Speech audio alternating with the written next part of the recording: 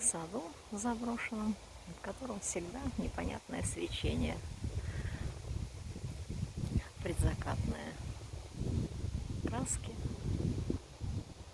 Мы выходим из леса. Сегодня никто не встретился, ни люди, ни животные, ни белочки, ни ежика.